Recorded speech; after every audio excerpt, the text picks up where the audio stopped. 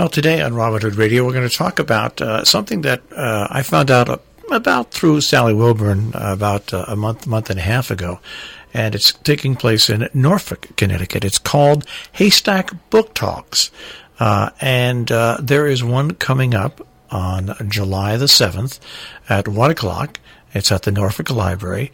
By the way, it's free. You have to reserve a seat, but we'll get to that later on. As I said, it begins at 1 o'clock. Melvin Chen is going to be talking with Alan Walker. And Dr. Alan Walker has joined us on the telephone right now. Dr. Walker, thanks for taking a few minutes and joining us today. It's a pleasure. Thanks for having me. All right, let's talk a little bit about you, first of all, for people who are listening that aren't aware of you. How did you come to write this book? How did you come to be interested in Chopin as a subject for a book?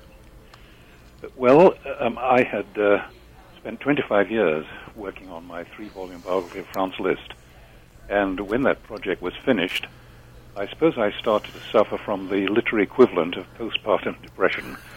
I needed another long-range project, and I returned to the past. I returned to my early childhood, because having been trained as a pianist during my childhood and adolescent years in England, I was familiar with much of the piano music of Chopin, and I thought I would like to try my hand at a Chopin biography, because all the ones I had read seemed to me to be quite unsatisfactory. And since I like to pursue the documents and to transmit the sources in order to buttress the narrative of the biography, this meant that I had to pack a suitcase and start traveling again. And so I worked in the archives in Warsaw, in Paris, Bibliothèque Nationale, in London, the National Library there, the British Library, the Morgan Library in New York, and of course the Library of Congress.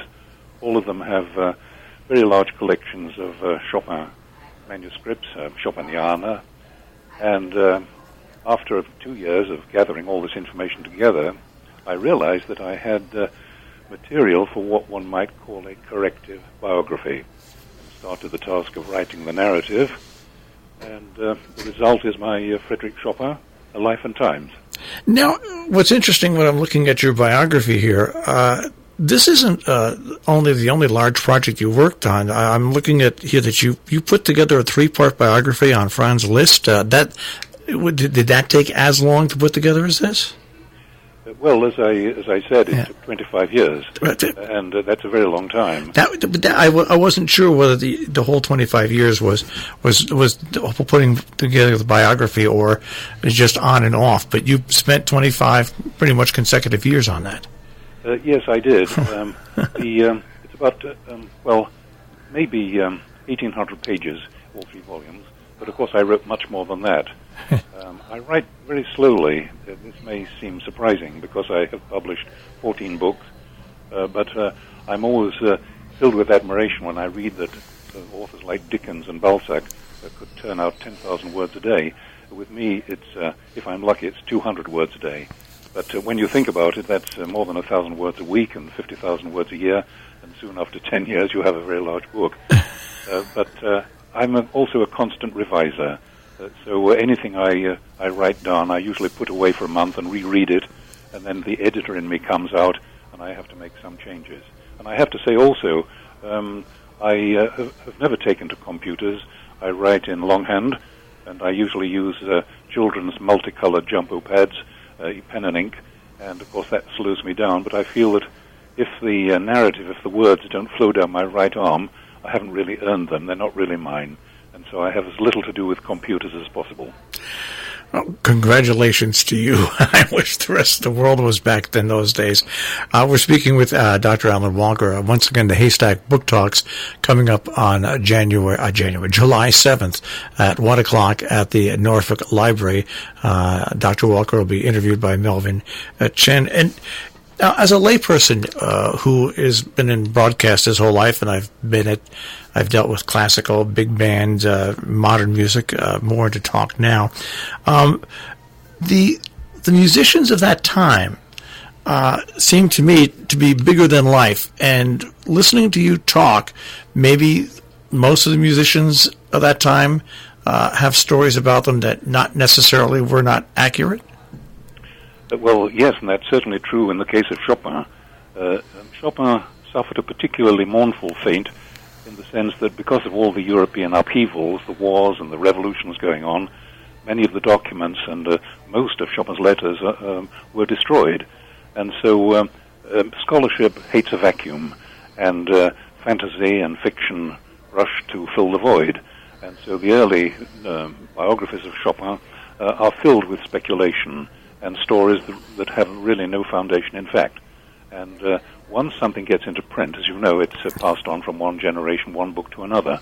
And so the great task of the Chopin biographer, any Chopin biographer today, would be to clear up the mess that he's inherited. And so that certainly, for me, took up quite a lot of time. I did not call my book a corrective biography. That was the work of my editor at Farrar Straus. But I'm quite happy with the title. I mean, just to give you one or two very famous examples, most of the biographers will tell you that when Chopin left Warsaw, he took with him an urn of Polish earth in order to be sprinkled over his grave in Paris during his funeral. We know that that never happened. It's also not true that he scribbled a note on his deathbed to have his body opened because he feared being buried alive. We know that that note was actually written by Chopin's father when the father had died years earlier. And I can go on at great length about all the corrections that my book has tried to put right. It's not true, for example, that Chopin was an exile from his native land. He never even took part in the uprising of November 1830. He was abroad when that happened. And the truth is that Chopin's exile, which is a kind of romantic part of his biography, which has been enhanced by Hollywood and the cheaper Chopin biographies, his exile was self-imposed. Tsar Nicholas of Russia reached out to him once he realized that Chopin was in Paris and offered him the position of the Royal Court pianist in St. Petersburg, and Chopin turned him down. And he said, in effect, although I never took part in the revolution, I identified with those who did, and so I'm happy to share their fate, and that's why he stayed in Paris. Now, it's I'm looking at what you've sent me. He had his first work published at the age of 7, and yet he did lead a short life. He died well before he was 40, right? Yes, he was 39 years old. Okay. Was he? This is going to sound stupid, but I'll ask it in today's paradigm. He must have been considered like one of the superstars of his day. Well, the Poles certainly were very proud of him. They regarded him as a kind of second Mozart. As you said, he was only 7 years old when he published his first piece of music. It was a polonaise, a very Polish dance form, of course. And he was taken up by the Polish aristocracy in Warsaw, and he played in the salons of the princes and dukes and duchesses who were there at that time. And he became... he certainly didn't have an international reputation. In fact, he didn't have an international reputation during his entire lifetime, for the simple reason that he, unlike Liszt, for example, who gave thousands of concerts during his very long life, Chopin is known to have given fewer than 20 concerts in the sense that you and I might recognize as having an audience of maybe 500 to 1,000, maybe 1,500 people. Chopin preferred to play to a very small circle of friends in the homes of the aristocracy. He was he suffered in his later years from stage fright, and he hated giving public concerts. But he was well known to the Polish diaspora in Warsaw, and he was taken up by the Rothschilds, and they in turn opened the door to other aristocrats, and they actually got him started as a very fashionable piano teacher, and he was able to charge 20 francs a lesson, 5 students a day, and in no time he was living in a very expensive apartment with a manservant and a carriage, and that's how he earned his living once he settled in Paris as a piano teacher. And he had a local fame, but the international fame that you and I know of today, that came much later. In fact, it was posthumous fame. This all happened after his death.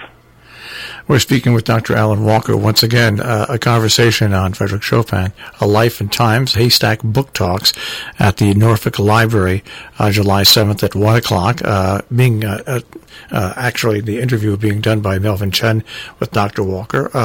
It's free. You need to register, and we'll tell you how you can register to get your free tickets at the end of that interview in just a few minutes. So let us talk about the period. We only have about 2.5-3 minutes left after his death, because did his fame skyrocket after his death, or did it take a while? Well, it took a while. Of course, his output is very small. Most of it is for solo piano, and it's the pianist who kept his name, his fame alive. I would say that Chopin was, if I can put it like this, kept in his place by the professionals, by the musicologists, by the establishment, who never recognized in him a major composer to be worthy of a place in the pantheon, worthy to be compared with Beethoven and Mozart and Haydn and Brahms and all the others. It was not until World War II, I suppose, that we realized that this is the wrong way to judge music. You don't judge music by its length, but rather by its substance. It was always considered in the past that you could not be a great composer unless you composed symphonies and operas and oratorios. And Chopin's music basically is small scale. Preludes, waltzes, mazurkas, ballades, scherzos. There's hardly anything that Chopin wrote, aside from the concertos, that lasts for more than 10 or 12 minutes. But the substance, of course, is absolutely immense. And now, of course, we've come to recognize the fact that our guides had led us astray, and that there is more substance in a 5-minute mazurka of Chopin than in a 45-minute quintet by Boccherini. I want to ask you this question because it raises an interest in me. You put a line on here. What is the story with Chopin's heart? Well, Chopin, at his own request, his heart was removed shortly after his death, and it passed in the possession of his sister, Ludwika, who was present with him in Paris when he died. The heart was removed by Jean Crevallier, a professor of pathology at Paris University, and he was Chopin's physician at the end. And the heart was taken back to Warsaw by Chopin's sister and kept in the home of Chopin's mother until the mother passed away. It was then eventually transferred into the crypt of the Church of the Holy Cross, where it lay forgotten. And it was a Polish journalist many years later who started to put the pieces together and realized that what became a national icon, Chopin's heart, was in the crypt of the Church of the Holy Cross. It was brought up, I think, in 1881, and it was reinterred in one of the central pillars of the church. And it's now attracted, of course, many thousands of visitors. While Chopin's body is buried in Paris, his heart is in Warsaw, and the Poles are very proud of that. In recent years, of course, the medical fraternity have decided that maybe it was not tuberculosis that killed Chopin, but rather cystic fibrosis.